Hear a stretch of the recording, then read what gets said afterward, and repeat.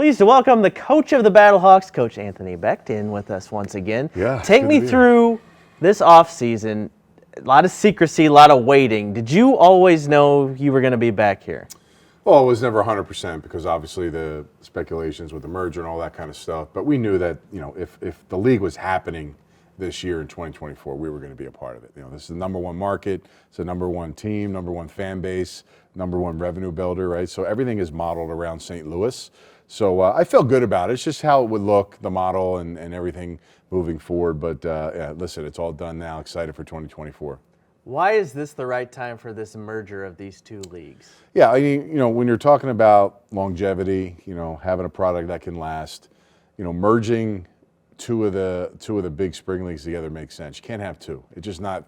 You just can't sustain. I mean, over time, it's just too much. So to now have all of the fan bases now all watching this one league, the UFL, all the national networks, Fox, ESPN, ABC, that's where they're going to find all the games. It's going to be great. So in order for this league to take those next steps, that's what they felt like was the best decision.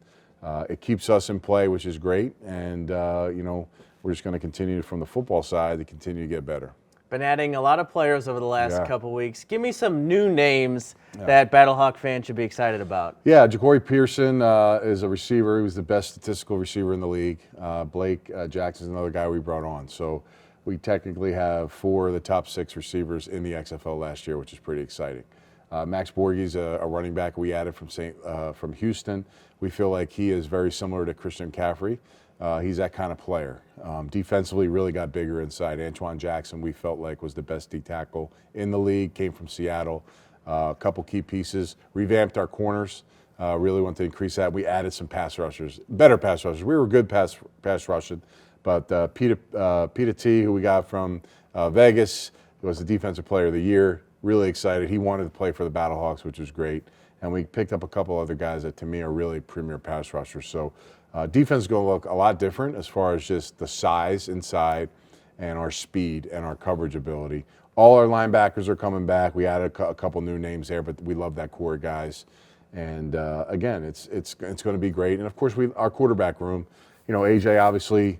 The original plan for AJ was get him to convince him to play with the Battlehawks.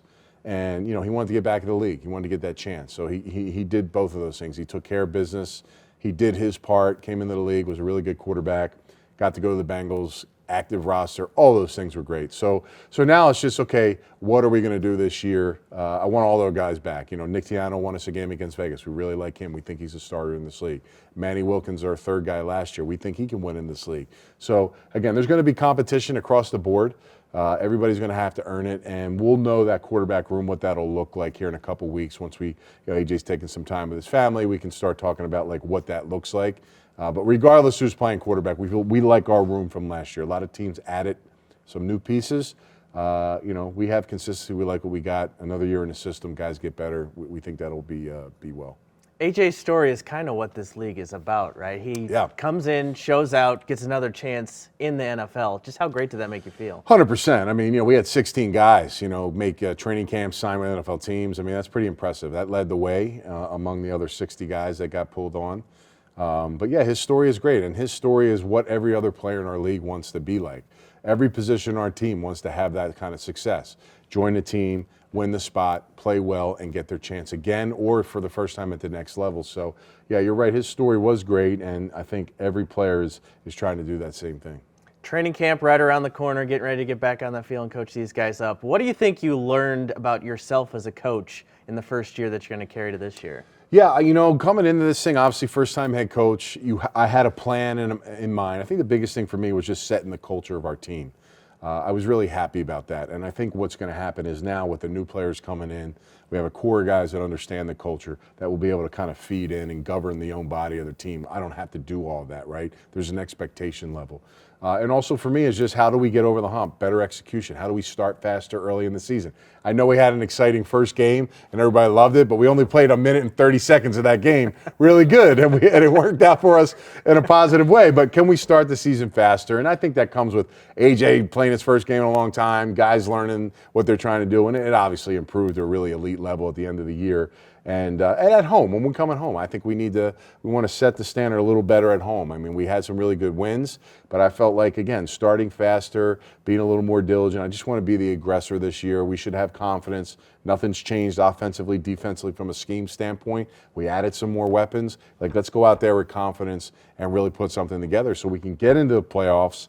You know, even though we had the second best record last year in the league, let's get into the playoffs and ultimately win a championship. Piggybacking off that, after seeing just how much this town loves this team, how much just of a personal wish do you have to get this team to the playoffs for this town? I want to win a championship. I mean, that was my goal last year, and I knew my first year head coach, we had a lot of things we had to work out, but man, we tried to speed that process up really fast. You know, I promised the fans last year it was all about filling the dome. If they show up and be there, I'll promise them I'll put a product on the field that they can be proud of. And now this year, we know what we have. We have a core base of guys coming back, and we've added some really, really talented players. I just really think right now, on paper, we are really good. We got to go do it now. And that's my job, to get these guys and my staff to get these guys prepared to do that. So training camp's kicking off here in a couple weeks. And once that gets going, man, we got to speed the process up. And it's going to be tougher this year. Even though the basic core guys were there, we didn't have to build a whole new team. You know, we have really good players in the 75-man roster. We got to get that to 50. So we're going to really have to cut some really good players, and that's going to be tough. But, you know, I know that we're going to have a really good 50 once the first game of the year comes. Final thought, just what does this team and this town, you think, mean to this league as a whole as it tries to be successful? Well, this town sets the standard for what the other towns and cities have to be. That's just what it is. I mean, every time I get on a Zoom call or anything, we're talking about the league, all the coaches, GMs, people that run the teams. That's the model. St. Louis always comes out. The way Coach Becht, his staff, his players, everybody engages with the community. The fans come out, you know, try to engage with you guys, the media, as much as possible. I love coming back into town and just trying to do as much as we can. You know, yeah, we're not in the city unless we're on game day, but, you know, we're making the best of it, making it work, and just being active on all those fronts. I try to be up front, talk to as many fans as I can on and off the field, whether it's social media, whether it's in person on the street, wherever that may be. And that's important to build kind of the credibility of what we're all about here in St. Louis, trying to build something sustainable. So, again, I'm excited. We represent the city, you know, hard-nosed, working people that, you know, just, you know, want some nice things on the back end, and we're trying to provide those nice things, but still have that head-down mentality, lunch pail type of football team. And I promise you, good things are here to come, and we will sustain that type of team this season and moving forward as long as I'm here.